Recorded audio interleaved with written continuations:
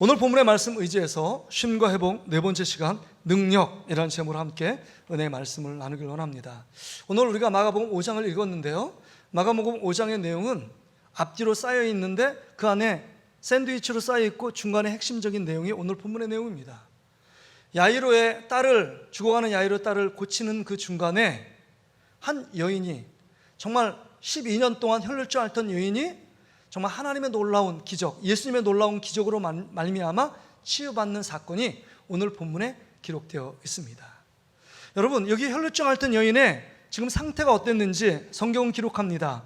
25절 26절에 말씀을 보세요.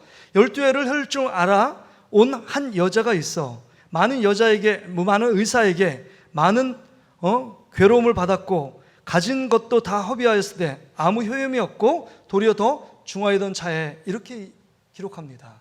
그러니까 이 상태가 어땠냐면 12년 동안 하루도 빠짐없이 하혈을 합니다.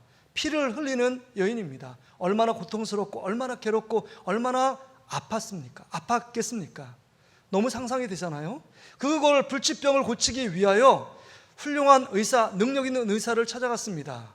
찾아갔는데 고친 것이 아니라 돈만 다 허비하고 병이 점점 더 깊어졌다라고 말씀합니다.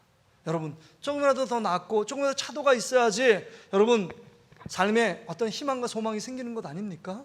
그런데 나날이 혈루증 근원은 마르지 않고 삶의 고통은 점점 더 가중되고 점점 더 병이 심해져서 어쩔 수 없는 상황 가운데 놓여있는 이 여인의 상태예요. 너무 절망스러운 상태 아닙니까?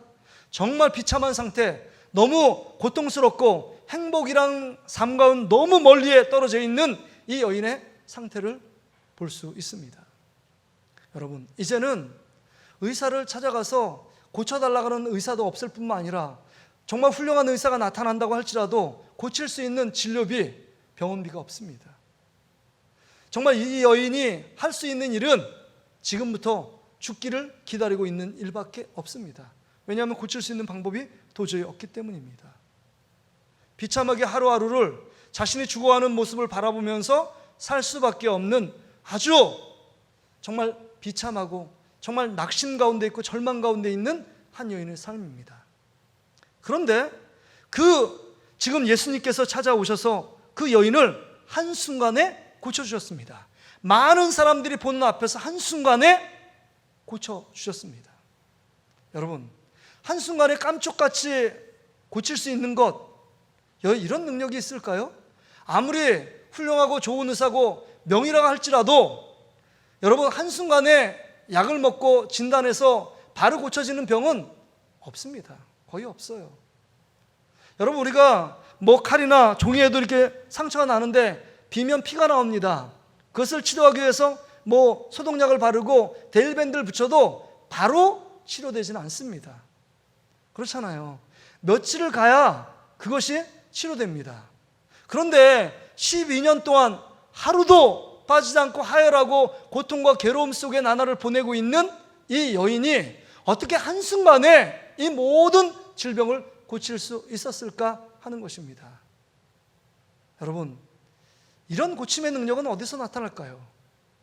근데 오늘 본문에 보니까 이 예수님께서 그 여인을 치료하는 과정이 30절에 기록되어 있습니다. 우리 30절 말씀은 중요하니까 우리 같이 한번 읽겠습니다. 같이 읽습니다. 시작. 예수께서 그 능력이 자기에게서 나간 줄을 곧 스스로 아시고 무리 가운데서 돌이켜 말씀하시되 누가 내 옷을 손에 대었느냐 하시니, 지금 여기 말씀 그대로 보면 예수님께서 능력이 나갔는데 자기 능력이 빼앗겼다는 겁니다. 자기 능력이 빠져나가서 그 여인을 고치게 했다는 겁니다. 근데 여러분, 이것이 가능할까요? 예수님이 누구예요? 하나님이십니다. 전능하신 분입니다. 예수님보다 더 능력이 있는 사람이 더 큰 능력이 있어야만 빼앗는 것 아닙니까? 빼앗는다는 건 힘이 큰 사람이 힘이 연약한 사람들의 물건이나 소유를 빼앗는 것입니다. 그런데 예수님보다 더 큰 사람이 있을까요? 예수님보다 더 능력이 많은 사람이 있을까요? 근데 예수님의 능력이 나갔다고 말하고 예수님의 능력을 빼앗겨서 그 능력 때문에 고침을 받았습니다. 그렇다면 지금 예수님께서 12년 동안 혈루증 앓던 여인의 병을 고치면서 왜 내 능력이 나갔다는 말씀을 굳이 이 본문에서 하시고 있느냐 하는 것입니다.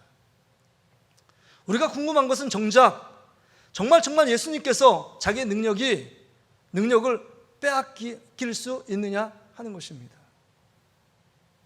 여러분 어떻게 생각하십니까? 여러분 예수님의 능력이 빼앗길 수 있다고 생각하십니까? 그렇게 믿으십니까? 오늘 본문의 말씀을 통해서 그 답을 보면 예수님의 능력이 나간 것이 맞습니다. 오늘 분명히 기록하고 있습니다. 30절에 보면 예수께서 그 능력이 자기에게서 나간 줄을 곧 스스로 아시고 라고 말합니다. 그러니까 예수님의 능력이 있었는데 그 능력이 빠져나간 겁니다.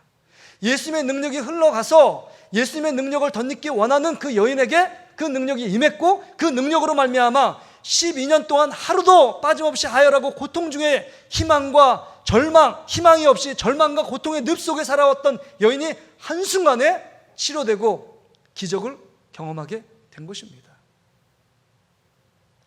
예수님의 능력이 나가니까, 예수님의 능력이 임하니까 자기 안에 있는 불치병, 도저히 인간의 의술과 인간의 방법과 인간의 노력으로는 도저히 해결할 수 없는 문제를 한순간에, 한 번에, 단숨에, 순식간에 해결받은 놀라운 사건이 오늘의 본문입니다. 그렇다면 오늘 이 말씀을 들으면서 우리가 드는 질문이 있잖아요. 이 12회를 혈증 앓던 여인에게 어떤 능력이 있었기에, 어떤 비밀이 있었기에 예수님의 능력을 자기에게 임할 수 있도록, 자기에게 흘러갈 수 있도록 할 수 있는 비결이 무엇일까 하는 겁니다. 우리에게도 이런 비결, 우리에게도 이런 능력이 있으면 얼마나 좋을까요? 이 코로나 시대 속에서 우리에게 능력이 얼마나 필요합니까? 모든 것이 힘들고 모든 사업, 가게, 직장들이 다 힘들다고 말하는 이구동성으로 외치고 있는 이 시대에 우리가 필요한 것은 능력만 있으면 이 어려움, 이 아픔 극복할 수 있는 것 아닙니까? 그런 능력이 없기 때문에 우리는 너무 비참하고 너무 괴롭게 하루하루를 살아가고 있는 것 아니겠습니까? 그렇다면 이 여인이 어떤 삶의 비결이 있었기에 예수님의 능력을 경험하고 그 능력 때문에 삶이 고침받고 그 능력 때문에 이제 절망에서 희망을 노래하고 고통 가운데 나은 치료되어 완전한 하나님의 놀라운 영광과 축복을 맛보았느냐 하는 것입니다. 그것은요, 그 질문의 해답이 34절에 기록되어 있습니다. 우리 같이 한번 읽어볼까요? 34절입니다. 시작. 예수께서 이르시되 따라 네 믿음이 너를 구원하였으니 평안히 가라. 내 병에서 놓여 건강할지어다. 지금 이야기합니다. 예수님의 능력을 받을 수 있는 유일한 방법이 이 여인에게 믿음이 있었기 때문에 네 병에서 노임받고 구원을 받고 고침을 받았다라고 분명히 말씀하고 있습니다. 그러니까 예수님의 능력을 나의 능력처럼 사용할 수 있는 오직 유일한 비결은 믿음이라는 것입니다. 그 여인에게 믿음이 있었기 때문에 예수님의 능력을 자기 것처럼 사용했고 그 능력으로 말미암아 불치병, 고질병과 같은 혈루 근원이 마르게 되는 놀라운 기적을 맛보게 된 것입니다. 그렇다면 오늘 본문의 말씀을 통해서 이 여인은 어떤 믿음을 가지고 있었을까요? 첫째는 보세요. 27절에 예수의 소문을 듣고 무리 가운데 끼어 뒤로 와서 그의 옷에 손을 대니, 지금 예수님께 나가기만 하면 모든 문제를 해결될 수 있다는 믿음이 여러분 이 여인에게 있었다는 겁니다. 예수님께만 나가면 모든 병을 고칠 수 있다는 믿음이 그 안에 있었다고 하는 겁니다. 예수의 소문을 들었습니다. 예수님이 어떤 분인지를 알고 됐고 그 다음에 예수 그리스도를 믿으니까 이제 내 문제 앞에 가만히 있지 않고 예수님께 나가는 것입니다. 소경 바디메오가 눈이 보이지 않았기 때문에 예수님께 나갈 수 없기 때문에 그가 나가는 표현은 예수님을 힘껏 외치는 겁니다. 나를 불쌍히 이겨달라고 외치면 예수님께서 나를 부르든지 예수님이 나에게 찾아오시든지 한다는 사실을 그가 알고 있었기 때문입니다. 그렇습니다. 이 여인은 문제가 있을 때 예수님께 나갔습니다. 도저히 인간이 할 수 없는 그 상황 가운데 놓여 있을 때 예수님께 모든 문제를 가지고 나갔던 것입니다.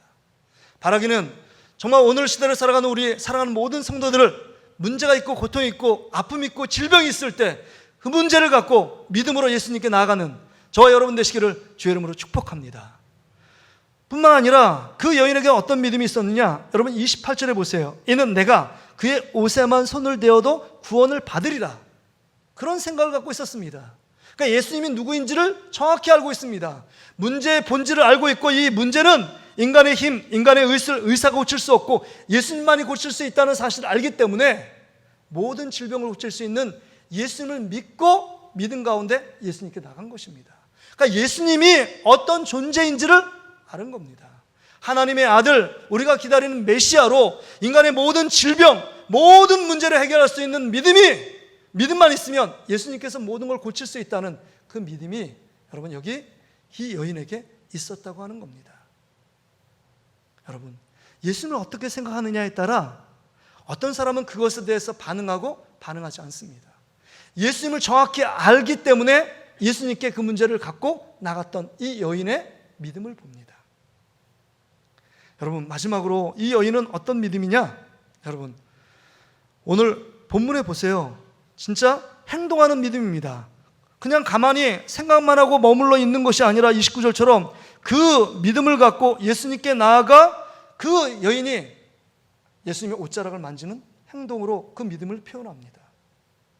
여기서 우리가 착각하지 말아야 될 것이 예수님이 옷에 희한한 능력이 있어서 옷만 만지면 능력으로 변하고 옷만 만지면 불치병자 고치고 그런 것이 아닙니다. 우린 그것이 아니라는 것을 압니다.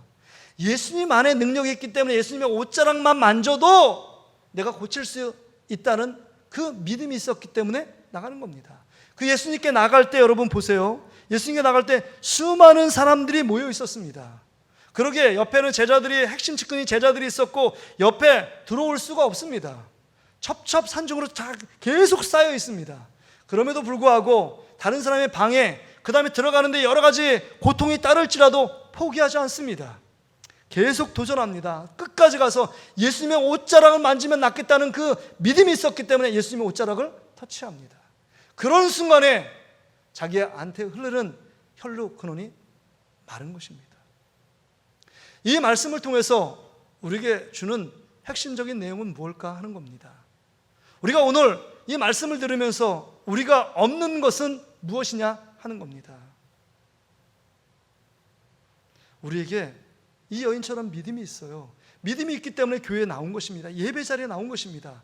그런데 그 여인에게 있었고 우리에게 없는 것은 무엇이냐? 행동하는 믿음이 없다는 겁니다. 믿음을 그냥 생각만 해요. 믿음을 아는 것이 믿음인 양 착각합니다. 오래 신앙생활하는 것이 믿음이 좋은 것인 양 착각합니다. 믿음이 행동으로 옮기는 것과 그래서 하나님의 살아계신 기적과 능력을 체험하는 것과 정말 믿음이 지식이라는 한계 속에 갇힌 것과는 전혀 별개의 문제입니다. 우리의 문제가 이거 아닙니까? 행동하는 믿음이 없으니까 이 코로나19 상황 가운데 있으니까 하나님께 더 가까이 나아가기보다는 세상으로 더 가까이 갑니다.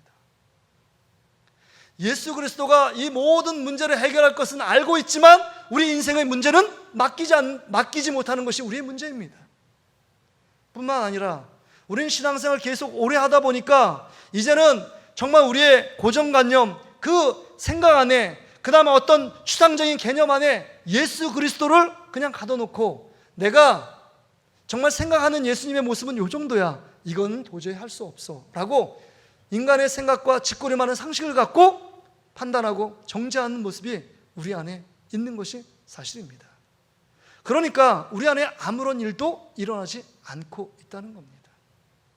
여러분은 어떻습니까? 정말 믿음, 하나님의 약속의 말씀을 믿고 믿음 가운데 행동하며 반응하고 있습니까?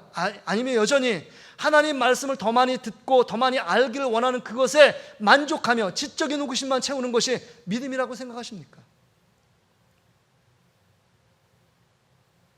지식은요, 우리의 삶을 교만케 만듭니다.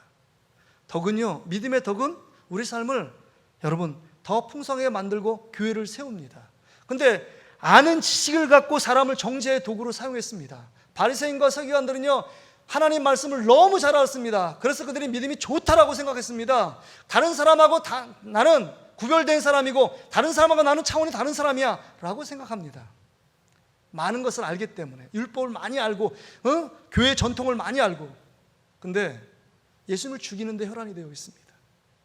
사람들을 자기가 아는 것으로 다른 사람을 정죄하고 비난하고 비판하는데 열심인 사람들로 전락했다는 겁니다.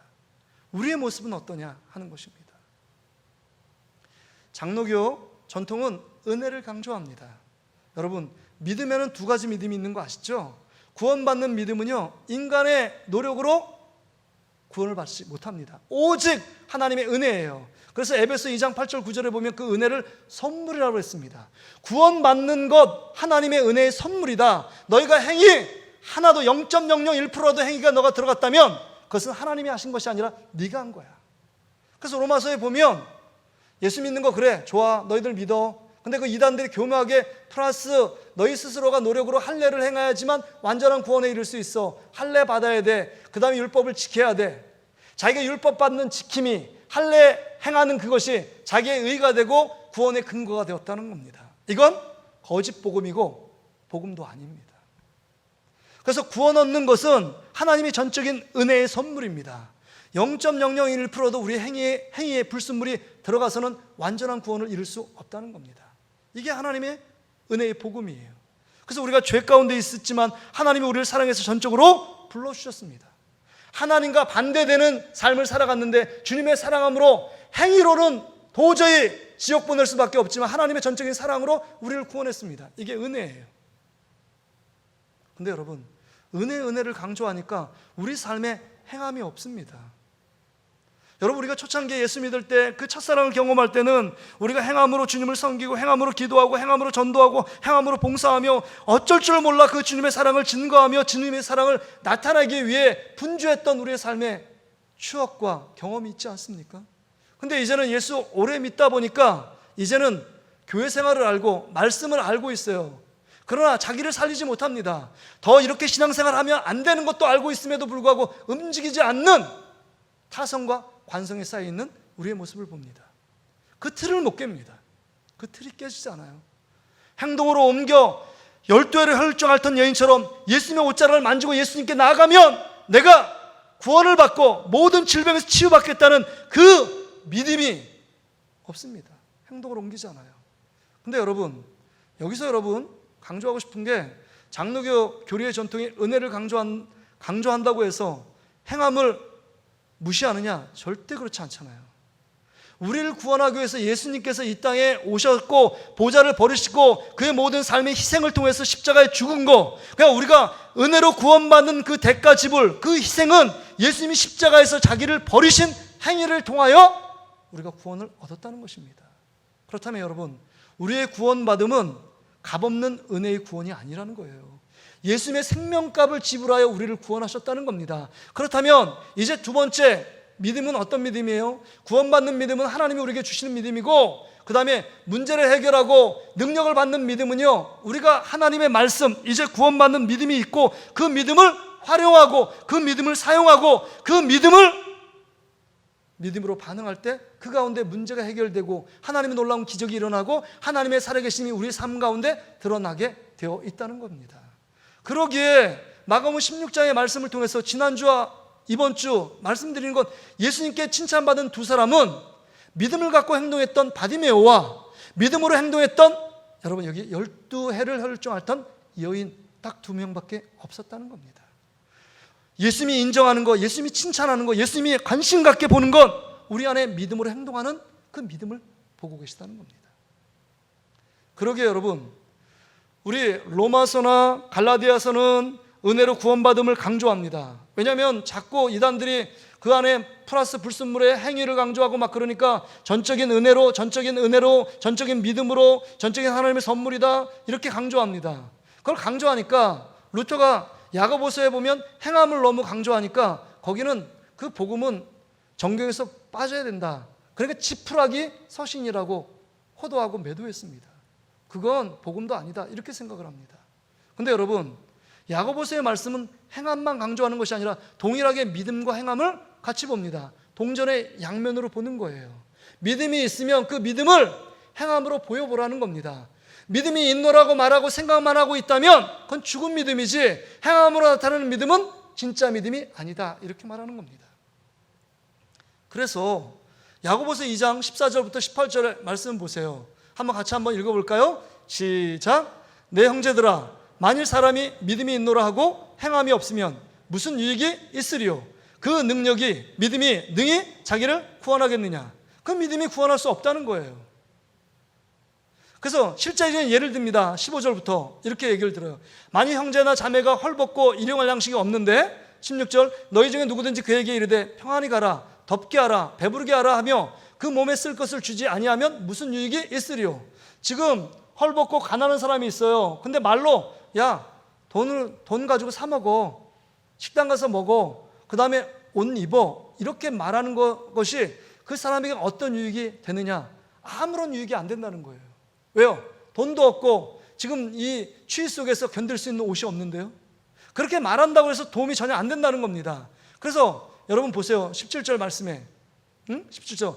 그러니까 이런 사람에게 여러분 뭐예요? 행함을 갖고 옷을 사서 입혀주든지 아니면 먹을 돈을 주든지 같이 와서 자기가 차린 식탁에 함께 먹게 하든지 이 행함으로 너희 사랑을 그 헐벗고 굶주린 이웃에게 보이라 라고 말하는 겁니다.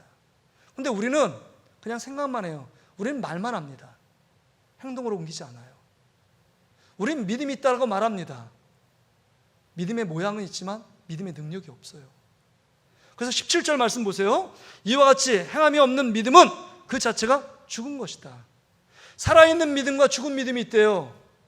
관념과 지식 안에 머물러 있는 것, 이건 죽은 믿음이고, 이 예수님을 믿는 믿음 안에 행동으로 옮기는 믿음이 살아있는 믿음, 역사하는 믿음, 기적을 일으키는 믿음이래요. 이게 혈루증 앓던 여인이고 바디메오의 믿음이었습니다.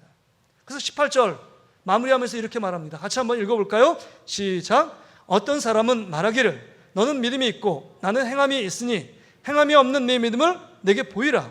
나는 행함으로 내 믿음을 내게 보이리라 하시니라. 정말 너희 안에 예수 그리스도를 믿는 믿음이 있느냐? 믿음을 증명해 보라는 겁니다. 네 행함을 갖고 믿음을 증명해 보이라는 거예요. 이 믿음이 없는 시대 속에서 예수님 말씀하셨잖아요. 말세에 내가 믿음 있는 자를 보겠느냐? 말하고 경고하시는 말씀을 우리가 듣는다면 네 안에 진짜 작은 믿음이라도 있느냐? 그 믿음을 활용하고 사용해서 믿음을 한번 보여봐라. 믿음이 진짜 믿음인지 가짜 믿음인지 죽은 믿음인지 산 믿음인지 믿음을 보여봐라 라고 말씀하고 있는 것입니다. 그렇다면 여러분 안에는 어떤 믿음이 있느냐 하는 것입니다. 살아있는 믿음입니까? 아니면 죽은 믿음입니까? 진짜 믿음입니까? 아니면 가짜 믿음입니까? 주님은 오늘도 주님께서 기뻐하시는 일에 여러분을 사용하기를 원하십니다. 하나님은 능력이 많으세요. 능력을 갖고 빼앗아가길 원하십니다. 능력을 흘러가길 원하십니다. 그 무한한 능력을 쓴다고 해서 우리 예수님이 능력이 빠지는 게 아니잖아요. 계속 능력을 더 풍성한 능력을 주기를 원하시지만 그 능력을 사용하지 않기 때문에, 능력을 행동으로 옮겨 믿음으로 반응하지 않기 때문에 그 능력이 머물러 있는 것입니다. 그러기에 여러분, 하나님이 거룩한 일에, 여러분 복음 전하는 일에, 또한 여러분 정말 주님이 기뻐하신 일에 여러분 행동으로 옮겨야 합니다. 한마디로 도전하셔야 합니다. 지금까지 도전해서 실패했습니까? 그래도 끝까지 주님의 능력, 주님의 살아계심을 체험할 때까지 도전해야 합니다. 도전해야만 뭔가 이루어집니다. 어떤 시험에 떨어졌습니까? 붙을 때까지 도전하는 것입니다. 붙을 때까지 도전하는 거예요. 제가 예전에 축농증이 심했습니다. 그래서 막 부목사 때도 겨울에 막 하루에 20가정씩 막 신방을 하니까 이게 계속 나와요. 막히고. 그래서 뭐 축농증 약도 먹고 그다음에 뭐 한방 뭐 치료도 받고 뭐 이렇게 뿌리는 것도 뿌리는데 안 되더라고요. 근데 어느 순간에 안 되는 게 아니라 제가 코를 딱 잡고 예수 이름을 명하노니 축농증은 떠나갈지어다 맨날 기도를 했어요. 맨날 기도했는데 어느 순간에 축농증이 사라져버렸습니다. 코가 안 나와요. 할렐루야. 도전하는 겁니다. 도전하는 거예요. 하나님이 하실 일들을 제한하지 마세요. 여러분의 생각 속에 있는 하나님이 아니라 여러분 상상을 초월하는 하나님의 놀라운 능력이 여러분 가운데 함께 있습니다. 그러기에 주님의 놀라운 능력을 덧입고 살아가는 우리들이에요. 내 능력으로는 좌절할 수밖에 없어요. 내 능력으로는 절망할 수밖에 없어요. 12년 동안 혈루증 매일마다 고통의 나날을 보낼 수밖에 없는 게 우리의 삶의 모습 아닙니까? 그런데 예수님의 능력을 덧입기 위해서는 행동하는 믿음 도전해야 합니다. 여러분, 이 바이러스가 세계를 지배하는 이 세상 속에서 코로나 속의 두려움 가운데 백신을 늘 사모하며 기다리는 이 시대 속에 예수님은 누구십니까? 성령님은 누구십니까? 그 바이러스보다 더 약한 분이십니까? 환경과 상황에는 우리가 일희일비하며 그것에 조심하고 그것의 행동으로 옮기지만 믿음을 향하여 행동으로 옮긴 적이 얼마나 됩니까? 예수님 믿기 때문에 내 삶의 행동의 근원이 예수님이었고 믿음이었고 주님이 원하신 말씀이었습니까? 그런 적이 별로 없잖아요, 우리 삶에. 그렇다면 바이러스와 백신이 예수님보다 더 능력이 많은 겁니다. 우리 삶을 돌아봐야 합니다. 그러게 여러분, 거룩한 일에 여러분을 도전하십시오. 안 돼. 어제까지 안 됐습니까? 오늘 또다시 도전하는 겁니다. 오뜨기처럼 일어나는 겁니다. 7번 넘어져도 8번 일어나서 기도에 도전하십시오. 기도가 안 나오면 또 기도에 도전하세요. 여러분, 전도에 도전하십시오. 여러분, 말씀 읽는 일에 도전하세요. 힘들고 어렵지만 이해 바른 일에 도전하셔야 합니다. 10%가 나올 수 있다고 하는데 수요 예배는 통통 비어갑니다. 금요 기도회는 기도의 자리에 기도할 분들이 기도하지 않습니다. 어렵고 힘들 때 점점 더 예수님께 가까이 나가 예수님의 치유와 회복과 주님의 능력을 더 입혀야 되는데 점점 더 뒤로 물러나 있고 위축되어 있는 우리의 삶의 모습을 봅니다. 그래서 코로나를 조심하지 말라는 얘기가 아닙니다. 조심해야 합니다. 우리는 조심하도 일상생활을 합니다. 마트는 가야 되고 식당은 가야 되고 만날 사람은 만나야 합니다. 진짜 만나야 될 하나님 만나기 위하여 우리는 어떤 믿음의 행동을 하고 있느냐 하는 것입니다. 구약의 모든 믿음의 사람들은 그 놀라운 하나님의 능력을 경험할 때는 행동하는 믿음 가운데 있었기 때문입니다. 여호수아에게 여리고성을 무너뜨리는 방법을 이야기합니다. 이건 도저히 미친 사람 아니면 순종할 수 없는 일입니다. 하루에 한 바퀴 돌고 6째 날까지 6바퀴 돕고 7째 날 7바퀴 돈다고 해서 무슨 천왕성 같은 이 여리고성이 넘어지겠습니까? 그것에 순종하는 것은 너무 어리석고 너무 미련한 방법 같아요. 그런다고 무엇가 갈라지겠습니까? 뭐가 무너지겠습니까? 그러나 인간의 생각은 갈라지지 않지만 하나님이 하시는 일들은 그를 믿고 순종하고 행동을 옮기면 하나님의 놀라운 역사가 일어나는 겁니다. 여러분이 자원으로 살지 말고 하나님의 어마어마한 능력으로 살아야 되지 않을까요? 이게 하나님의 능력을 공급받는 비결은 행동하는 믿음에 있습니다. 도전해야 합니다. 도전해야 합니다. 거룩한 일에 도전해야 돼요. 성령 충만받기 위해 도전해야 합니다. 금식도 해야 되고 그 성령 충만받기 위하여 하나님 앞에 결단하고 삶을 절제하고 주님 앞에 집중하고 주님 앞에 정말 우리의 삶을 내려놓지 않으면 성령 충만받지 못하잖아요.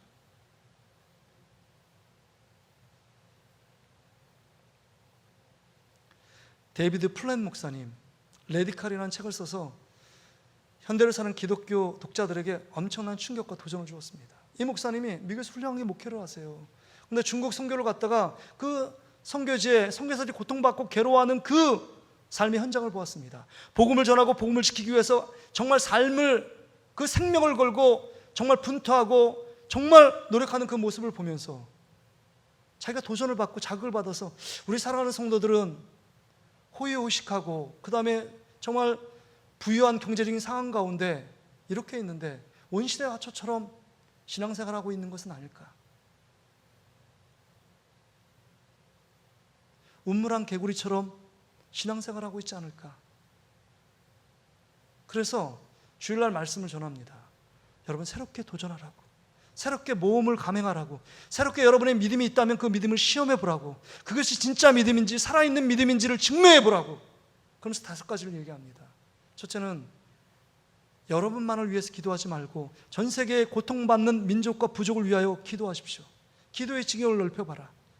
두 번째는 말씀을 겉으로 읽지 말고 샅샅이 그 말씀을 그대로, 그 66권의 말씀을 더 구체적으로 더 집중하여 말씀을 읽으라.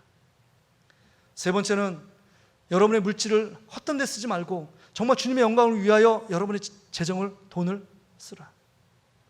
네 번째는 정말 여러분이 사랑하는 사람들만 헌신하고 도와주는 게 아니라 정말 힘들고 어려운 그 사람, 필요한 사람들에게 가서 여러분 섬김의 삶을 살아라.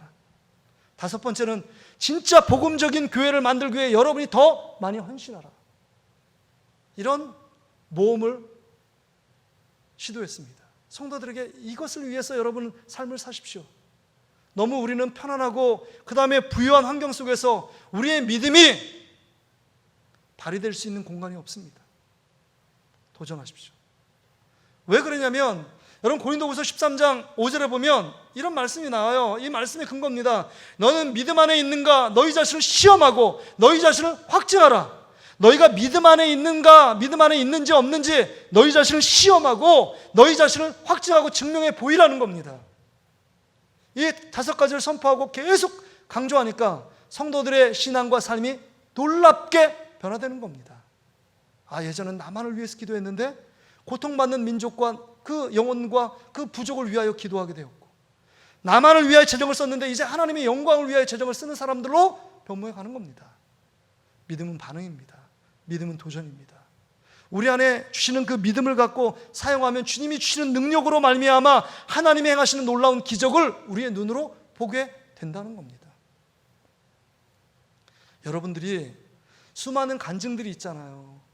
신앙 연륜이 짧든 아니면 길든, 제가 신방을 해보면 많은 분들이 그런 말씀하세요. 목사님, 하나님 만났던 여러 가지 증거들이 있고요, 그 간증할 것이 많습니다. 이렇게 말씀하시는 분들이 있다고요. 그런 간증들은 어떻게 일어났느냐? 여러분 예수 그리스도의 말씀을 믿고 믿음 안에 행동으로 옮겨 순종할 때 간증이 일어나는 것입니다. 아마 베드로가 예수님만 바라보고 갈릴리 바다를 걸었던 간증은 평생을 잊지 못하는 간증 아니겠습니까? 사도 바울이 다메섹도상에서 부활의 예수 그리스도, 예수 믿는 자를 그렇게 죽이려고 했던 그 자가 예수 그리스도를 믿는 자를 잡아 옥에 가두고 죽이려고 했던 그 역사의 현장 속에 부활의 주님을 만났던 그 간증이 여러분 서신서에 3번씩 기록되어 있어요. 복음을 전하면서 그렇게 얘기해요. 나는 이렇게 형편없는 사람인데 나 이렇게 변화됐다. 믿음으로 그 일들을 할 때 주님이 나를 만나주셨고 부활의 주님이 나를 찾아오셨다라고 고백하고 있는 것입니다. 여러분이 하나님을 만났던 경험, 하나님 만났던 그 체험은요, 여러분이 움직여 도전할 때, 믿음을 갖고 행동으로 옮길 때 일어난 증거들이었습니다. 그렇잖아요. 행동으로 옮기지 않고 그냥 지식적으로 알고 생각만 맴돈다면 아무런 일도 일어나지 않습니다. 지금 우리의 모습처럼.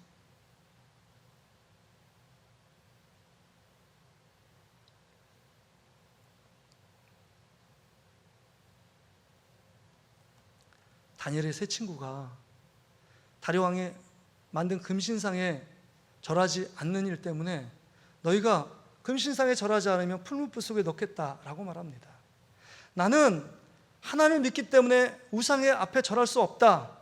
하나님이 나를 구해 주실 것이고 그렇지 않을지라도 나는 금신상에 절하는 일을 절대로 하지 않겠다. 그 말을 듣고 열받아가서 그 왕이요, 풀무불을 7배 더 뜨겁게 합니다.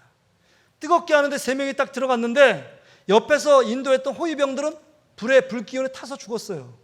3명이 들어갔는데 사람들이 보니까 3명이 아니라 4명이 돌아다니는 겁니다. 4명이.